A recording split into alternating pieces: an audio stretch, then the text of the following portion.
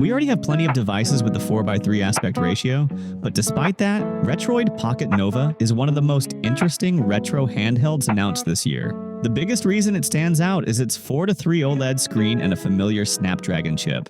Most classic systems were designed for that aspect ratio, so games look natural without stretching or large black bars.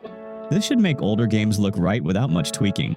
Before you jump out and pre-order this, there are good reasons to be cautious. Last year, the Retroid Pocket Mini was advertised with a 1280 by 960 display, but it shipped with a 1240 by 1080 screen. They hid some of the vertical pixels behind the bezel. The company later fixed the issue with the V2 revision, so I would say wait it out until some hands-on reviews drop. As we don't have the Nova yet, I'll be using footage of the Retroid Pocket 6 and Ioneo Pocket Air Mini. The Nova's overall footprint is remarkably close to the Pocket Air Mini, and its performance matches the Pocket 6. Retroid is using the Snapdragon 8 Gen 2 chip here, and that gives it access to Turnip drivers.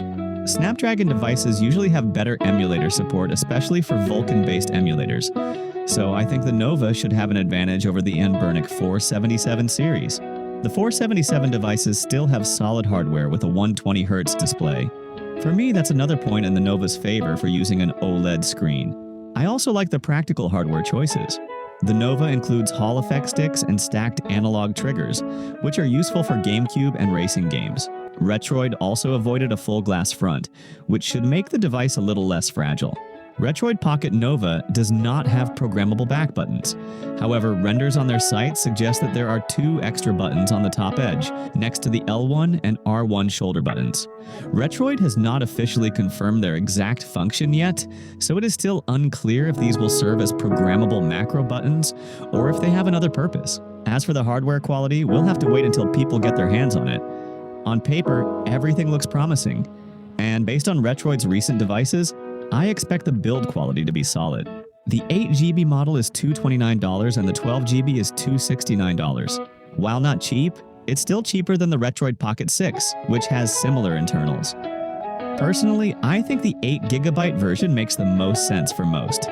It should already handle PS2, GameCube, and Wii emulation comfortably, and then maybe some lighter Windows games on the side. The extra RAM seems more useful for heavier Windows games than for retro gaming. Overall, the Retroid Pocket Nova is built specifically for people who spend most of their time playing older systems.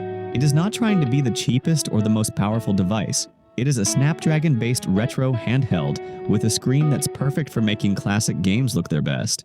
And I think that focus gives it a strong identity. It will be the first of its kind, and that's a good reason why it's so hyped.